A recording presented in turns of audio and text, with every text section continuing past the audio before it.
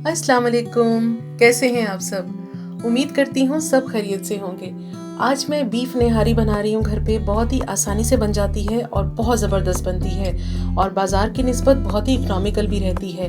तो आइए शुरू करते हैं। बिस्मिल्लाहिर्रहमानिर्रहीम। इसके लिए बहुत ही आसान से इंग्रेडिएंट्स हमें चाहिए हैं, तो डायरेक्टली स्टार्ट कर देते हैं। इसके लिए हम थोड़ा बड़ा पैन यूज़ करेंगे और सबसे पहले मैं इसमें कुकिंग ऑयल शामिल कर रही हूँ, आधा कप। और 1 टेबलस्पून इसमें चॉप्ड लहसुन यानी कि चॉप्ड गार्लिक जाएगा।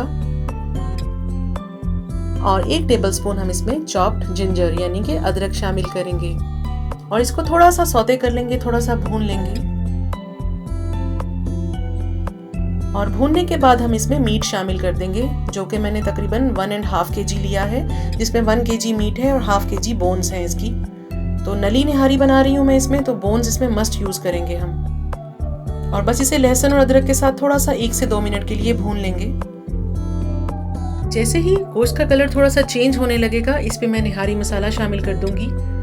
आज मैं शान निहारी मसाला यूज़ कर रही हूँ और इसके मैं तकरीबन 3 टेबलस्पून इसमें भर के डाल रही हूँ।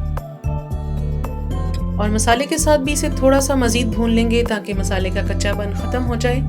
तो बस 1 से 2 मिनट के लिए इसको भून लीजिएगा। और इसको भूनने के बाद मैं इसमें पानी शामिल कर दूंगी। पानी आप इतना शामिल करेंगे जिसमें अच्छी तरह से गोश्त हमारा डिप हो जाए, क्योंकि हम इसे कुकर के बगैर बना रहे हैं। तो इसे कवर करके 3 घंटे हमने रखना है, तो पानी हम इसमें खुला शामिल करेंगे।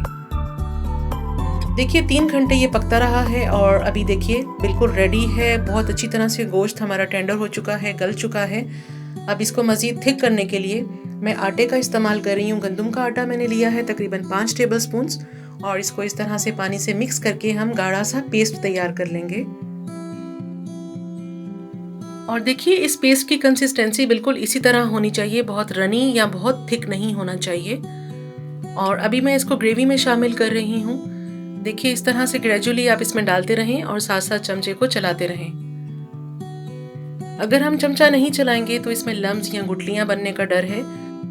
और जो आटा हमने इसमें यूज़ किया है उसका कच्चापन ख़त्म करने के लिए और ग्रेवी को थोड़ा सा थिक करने के लिए हम इसे 10 से 15 मिनट के लिए हल्की आंच पे पकाएंगे।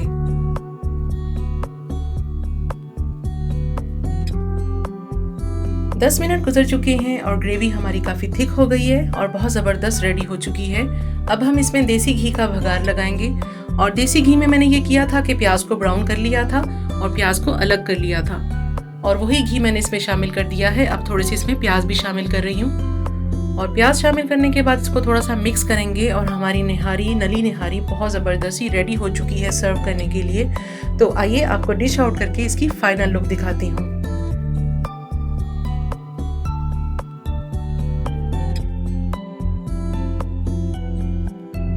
देखिए कितनी ज़बरदस्त निहारी हमारी रेडी हो चुकी है, बहुत ही इकोनॉमिकल और बहुत ज़बरदस्त। और मज़ीद हम इसे गार्निश कर लेंगे अदरक और ब्राउन अनियन के साथ, और थोड़ा सा लेमन और हरी मिर्चों का भी हम इसमें इस्तेमाल करेंगे। इसके साथ और भी ज़बरदस्त इसका फ्लेवर हो जाता है। तो बस आप लोग भी इसी रेसिपी से ट्राई कीजिएगा और मुझे कमेंट करके बताइएगा मेरी रेसिपी आपको कैसी लगी। और अगर मेरे चैनल को सब्सक्राइब नहीं किया तो सब्सक्राइब कर दें और मेरी रेसिपीज़ को अपने फ्रेंड्स और फैमिली के साथ शेयर भी करें। और मुझे अपनी दुआओं में याद रखिएगा। अल्लाह हाफिज़।